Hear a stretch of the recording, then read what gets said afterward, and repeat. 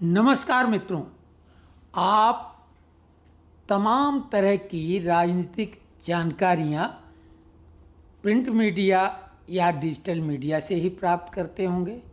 Social media के इस दौर में बहुत सारी चीज़ें बेपर्दा हो गई हैं। एक नैरेटिव जो चल रहा था गोदी मीडिया का, उस गोदी मीडिया में लोग कंफ्यूज हो चुके हैं। तो गोदी मीडिया क्या है, वास्तविकता में समझिए, क्योंकि ये वीडियो हर उस व्यक्ति को देखना बेहद ज़रूरी है जो तरह तरह के नैरेटिव के चक्रव्यूह में फंसा हुआ अपने को महसूस करता है। उस अभिमन्यु की तरह जो काफ़ी अक्लमंद है, क्षमतावान है, लेकिन नैरेटिव के चक्रव्यूह में उलझ कर रह जाता है, किसी निष्कर्ष पर नहीं पहुंच पाता है। तो आप इस वीडियो में 3 राष्ट्रवादी पत्रकार अपने आप में इन पत्रकारों के प्रति उनकी पत्रकारिता को आप सैल्यूट करेंगे जो इतने बेबाक अंदाज में इस गोदी मीडिया को परिभाषित करेंगे। पूरा वीडियो बहुत लंबा है और ये नैरेटिव भी बहुत बड़ा, तो पूरा वीडियो देखने के लिए आप डिस्क्रिप्शन में जाकर लिंक को क्लिक करें। हम केवल उसके कुछ अंश आपके सामने इस वीडियो द्वारा प्रस्तुत करेंगे ताकि आप लिंक में जाकर उस पूरे वीडियो को देखें। हम साभार इस चैनल को, जो कि सुशांत सिन्हा द्वारा यूट्यूब चैनल है, इन तीनों महान पत्रकारों को, प्रखर श्रीवास्तव, अशोक श्रीवास्तव और सुशांत सिन्हा, भारत माता के सच्चे सपूत, जो पत्रकारिता जगत में राष्ट्रवादी पत्रकारिता के जाने माने नाम है। तो हम और देर न करके ये वीडियो शुरू करते हैं। इसके अंश डिस्क्रिप्शन में जाके पूरा वीडियो आप लोग ये देश एक युद्ध के हालात से गुजर रहा है। जो आधे मोर्चे की लड़ाई है, जो भारत में चल रही है, नैरेटिव की लड़ाई है, और ये नैरेटिव की लड़ाई मुझे लगता है सबसे खतरनाक है।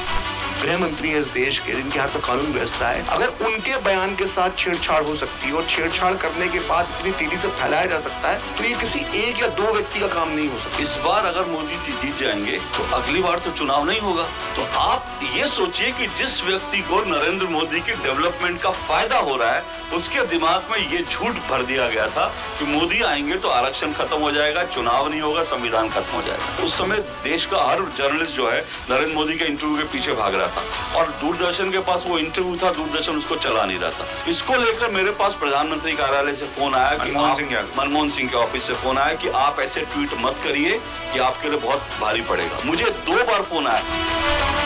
आपके हिसाब से असली गोदी मीडिया कौन है? हम लोग जब काम करते थे, हम जब राष्ट्र की बात करते थे, राष्ट्रभक्ति की बात करते थे, हम कहते थे नहीं, नेशनल इंटरेस्ट में ये नहीं होना चाहिए। तो हमको मतलब ये कहा जाता था, अरे यार लड़का काम तो अच्छा करता है, लेकिन यार लगता है इसने पैंट के नीचे निक्कर पहन रखी, जरा इसमें ध्यान रखना। मुझे जब सीए विरोधी आंदोलन हुआ तो मुझ पर दबाव डाला गया, जब वो बसें चला रहे थे जामिया में, लखनऊ के अंदर ओबी वैन जो चैनल्स की फोड़ी जा रही थी, उनमें आग लगाई जा रही थी।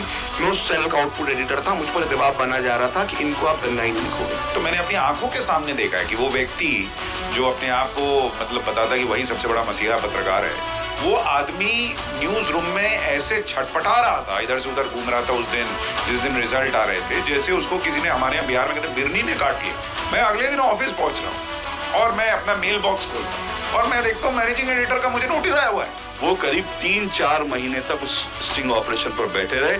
उस दिन मनमोहन सिंह की सरकार बच गई, और ये जिस दिन मनमोहन सिंह की सरकार बची, उसके 5 या 6 महीने बाद राजदीप सरदेसाई जी को पद्मश्री से नवाजा जाता है। असली गोदी मीडिया ये होता है। आप राहुल गांधी की भारत जोड़ो यात्रा में दिख रहे हैं, आपका भाई जो है वो कांग्रेस के टिकट पे चुनाव लड़ ले तो भी आप निष्पक्ष हैं। वो एक वीडियो में कहते हैं मैं खड़गे हूँ, मैं बेदाग हूँ, एक में कहते हैं मैं राहुल हूँ, मैं आ गया हूँ, एक में कहते हैं मैं कन्हैया कुमार हूँ, एक में कहते हैं प्रियंका आ गई, सब बदल गया।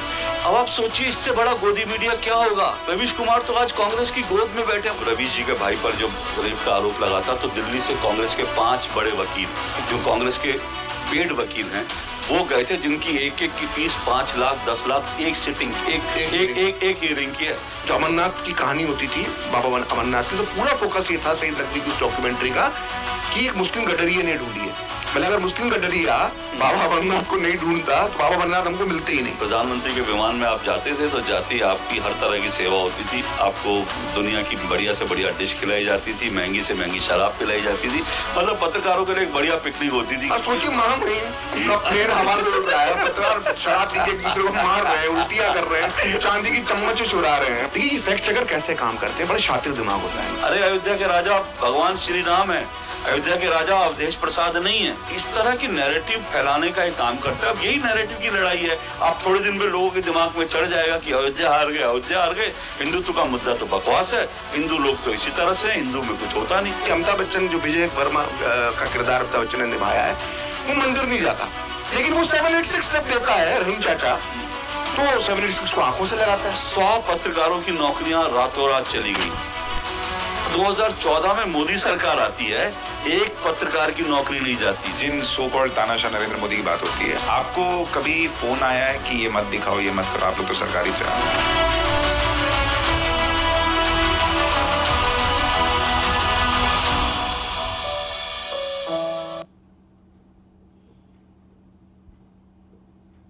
नमस्कार, हमारे इस खास show top angle with Sushant